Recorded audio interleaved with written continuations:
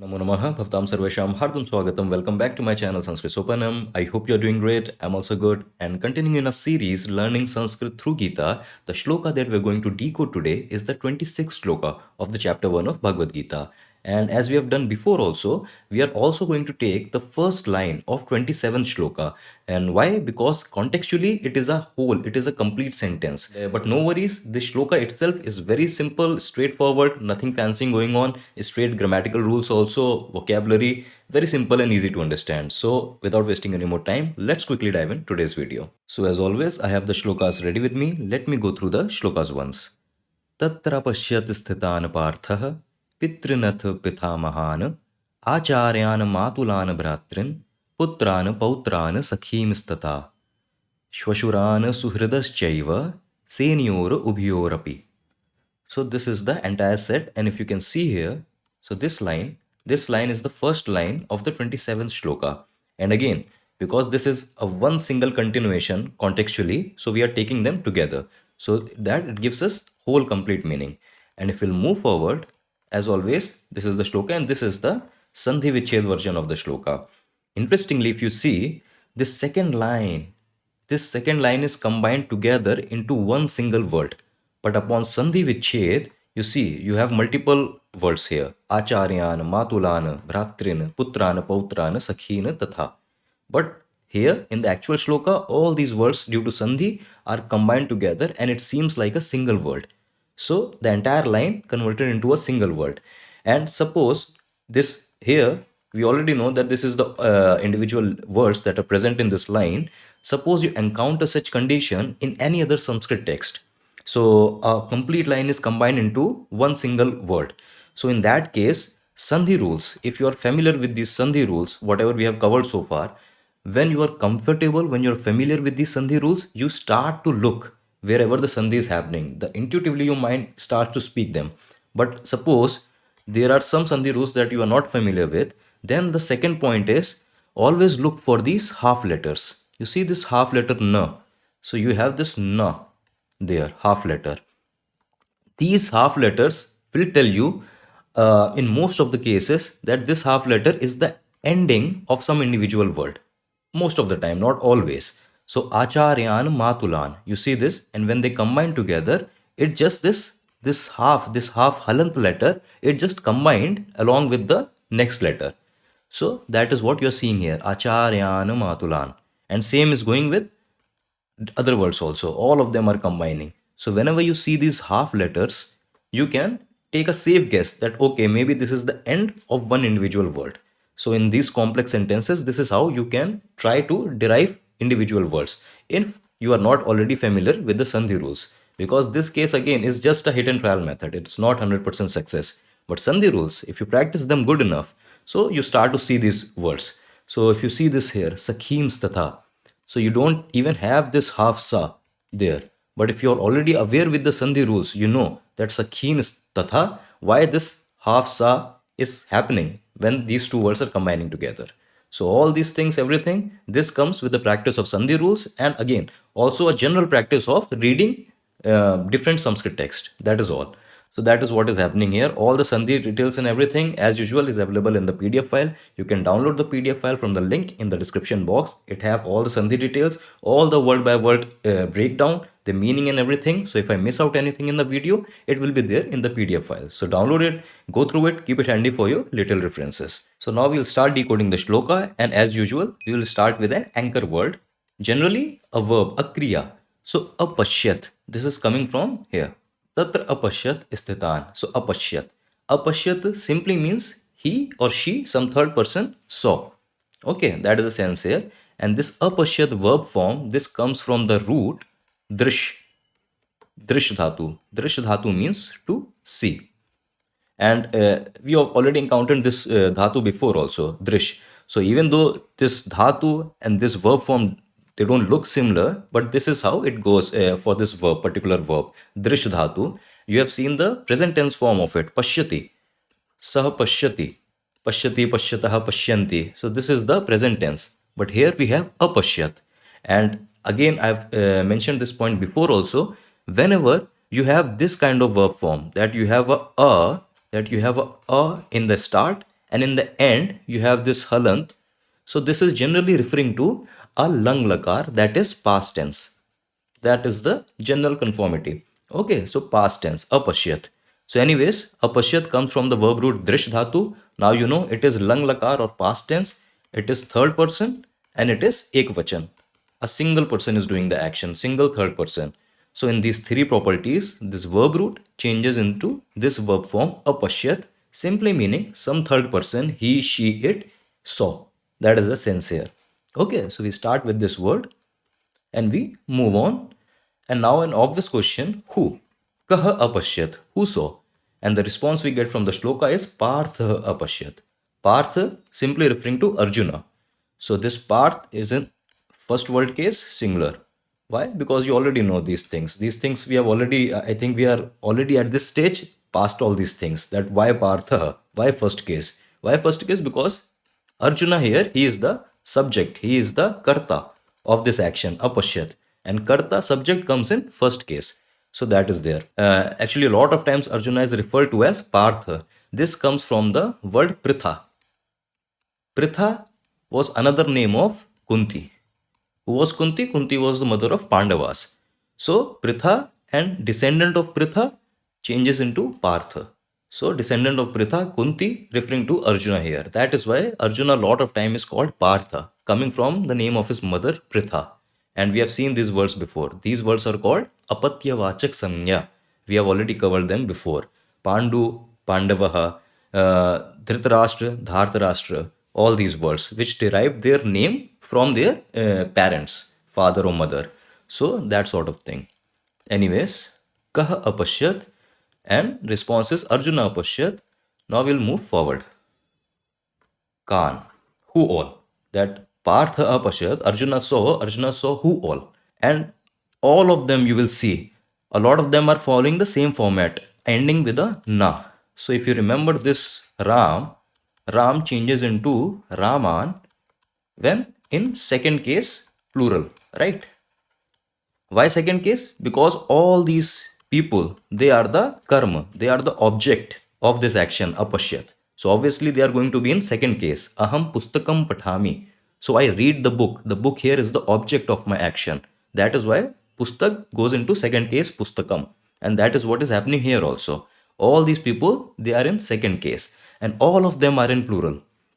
And lot of them have similar format. See, ending with a na, na, na. Just as Ram ends with a Raman. So, easy to understand. Let us go in them one by one. Pitrin. So, Pitrin, this comes from the Pratipadik Pitra. And Pitra, this means father. I think this is the first time we are encountering this sort of Pratipadik. This sort of Pratipadik is called Rikarant. Rikarant. Why Rikarant? Because this word is ending with a ri. This swara, ri. Just as Rama, this is ending with a, if you put a halant on ma, there is a. So similarly, Pitra. So if you put a halant on ta, there is the ri swara. So that is why this is called Rikarant. So these are Rikarant word, and the very popular, very common word for father, Pita, that we use in Hindi also, Pita. Pita comes from obviously this Pitra only. So Pitra in first case, first word case changes into Pita. So this is the origin of this word Pitra. That is here. So Pitran, this comes from the base word Pitra, and in second case plural, that Pitra changes into Pitrin, simply referring to all the father figures of Arjuna.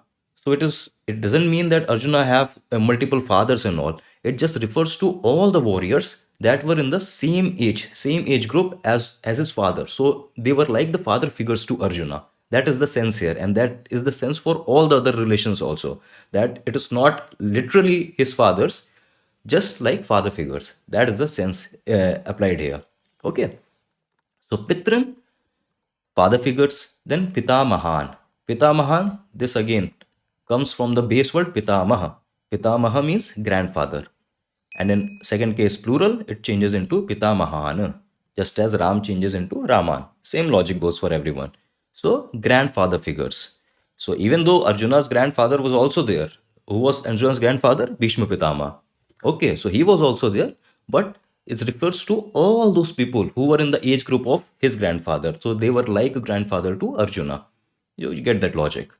So Pitrin, father figures, Pitamahan, grandfather figures, Acharyan, teachers. Simple word, Acharyan, comes from the Pratipadik Acharya, a simple word for teacher. Then Matulan. Matulan means uncles. Matulan, it comes from the Pratipadik Matula. And Matula simply means the mother's brother. So uncle. In Hindi we call mama. So all those people, all those figures who were from his mother's side. Simply referring to this point. All those who were from his mother's side. So Matulana. So that was there. Uncles were there. Then Bhratrin. Again, Bhratrin. This comes from the Pratipadik Bhratra. Bhratra means brother.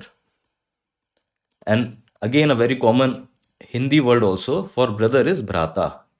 And Bhrata again comes from this Pratipadik only. Bhratra, Bhrata in first case. Just as Pitra changes into Pita.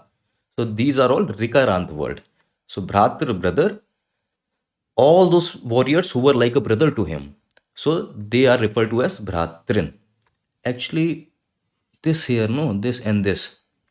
So okay, there's a simple correction. This Pitrin, in plural actually, this changes into this Pitrin. So this is a Laghu Ri, that is a short swara, just as you have short swara A, but then you also have the long form, right? A. So the long form of this is when you add another layer, Ri, that is there. So this should be there. By mistake, I have used the short Ri, but the correct order should be the long Ri, this part. So this should be like this, Pitrin. Bhratrin should be like Bhratrin. This is a small correction. Please take a note of this. I'll correct in the PDF file. So moving on, Putran. Very simple. Putran comes from the base word Putra, meaning all those who are like his sons. Then Pautran. Pautra means grandson. So all those who were like grandsons to Arjuna. I think during the battle of Mahabharat, there were 5 grandsons of Pandavas present in the war. Not very sure. Please someone correct me if I'm wrong in the comment box. But there were few grandchildren of Pandavas. So referring to them. Then you have in the end Sakhin.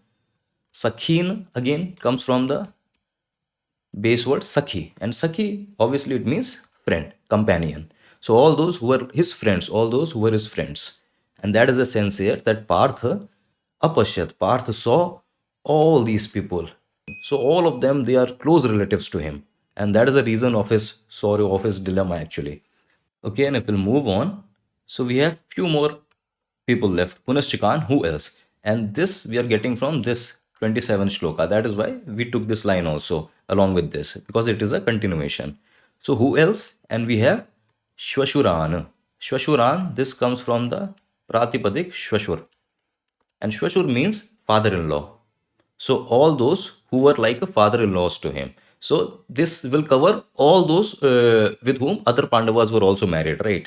So Arjuna had his own father-in-law, but then his other brothers, they were also married to some other princess. So they have their own father-in-laws who chose to fight with Kaurava. So with Shashuran, with Shashur, he is referring to all those who were like the father-in-laws to him. So again, a common connection. And then you have Suhridaha. So Suhridaha, this does not look like that this is in second case plural form, but this actually is, because the base word for this is Suhrida. This is the base word. So this is a Dakarant word. This is a Dakarant word. Why Dakarant? Because it ends with a Dakar. It ends with the Suhrid. So again, we have not encountered this kinds of word before. Maybe once or twice, but not usually. So this is a Dakarant word and masculine gender word. And in second case plural, this Suhrida with a halant, this changes into Suhridah. So it, even though it looks like a first case, just as Ramaha, even though it looks like Ramaha, but again, you need to be sure of this, that this is not the first case, this is actually a second case plural. Why? Because the Pratipadik is a Dakarant Pratipadik, ending with a da, with a halant. So the more we encounter them, the more we get used to these words anyways. Not a problem. So Suhrid, and the meaning Suhrid is companion. It also means companion, and it also means people with kind heart, affectionate people, kind-hearted people. So maybe with this, Arjuna is referring to all those who are again his companions also, and who were actually genuinely good people.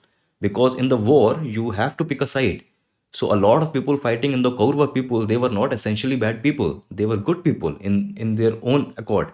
But still, they were against Pandava, so they were his enemies. And Arjuna, no question asked, he has to fight them, even though they are good people, affectionate people. So you can see his mental condition, that good people, relatives, close relatives, like a teacher, like a father, and with who all of these he have to fight the war. That is the sense here, and that is why such elaborately we have mentioned all these people, that you get the sense of his dilemma. So Suhrid referring to all those kind-hearted people. And this additional words, no, tatha means simple and also. So you can imagine that there was a list given and then tatha and also this and this. And cha you already know, cha means and, if is indeed he. So and also father-in-law figures and kind-hearted people indeed. So all these people, what? Partha apashyat. Partha saw. That is a sense here. Okay. Let us move on. So now you have the question, Kidrishan, what like? So how are all these people described in the shloka? And the response is Sthitan. Sthitan simply means positioned or established. So this comes from the, again, Sthita. Sthit means someone who is stationed, someone who is positioned or established somewhere. So all those positioned and established people, this is the name. So the obvious question will be, established where? Right? Kutra. Where are they established? And Ubhyoho Senyo. Senyoho. This comes from the base word Sena. This is a feminine gender word. And I want to say all those who were positioned in both the armies. So in Sena. Seventh case, dual, Duivachan. This is the exact same word we had in the previous shloka, if I remember right. Senyor Ubyor Madhye. So same, but still let's revise it. In seventh case, dual, Duivachan mode, the Sena changes into Senyoho and Ubhyoho. So this comes from the base word Ubha. Ubha means both. So this is just an adjective. So in both armies, in both Kaurava and Pandava army. So the sense here is the entire war is between people who are related with each other. Every side, Pandava side, Kaurava side, there are people who are not strangers, who are not coming from foreign land. They are all related with each other. They are all relatives. In a lot of cases, blood relatives also. So father, brother, sis. And that is the war. So the war is between a single family. War is between people who are related with each other. That is why this is an even greater war. This is a dharma yuddha. That is what the dilemma is all about. So that is all I think with the shloka. Yeah, you see a very simple shloka. So let us open the translation also. Okay. So Anvay, Atha. Okay, this Atha is present in the shloka itself. This Ath is an indeclinable or an avyay. Ath simply means now. So think of it that in the previous shloka, what happened is Krishna placed the chariot in between both the armies and asked Arjuna that, okay, take a look. And Sanjay is telling Dhritarashtra that now Arjuna saw all these people. So that is the why he's using Ath now. And this Ath, if you saw those Mahabharat episodes, so Ath Shri Mahabharat Katha, that was the announcement. Ath Shri Mahabharat Katha. A bit of a nostalgic part when I was growing up. So this Mahabharat used to telecast on the broadcast on the TV. So Ath Shri Mahabharat Katha. Simply saying that now it's time to watch Mahabharat. Now it's Mahabharat, tale of Mahabharat. So that Ath now. Okay. So anyways, Ath now Partha, Pritha son Arjuna, Partha, coming from his mother name, Pritha. So Partha, that is Arjuna, Apashyat.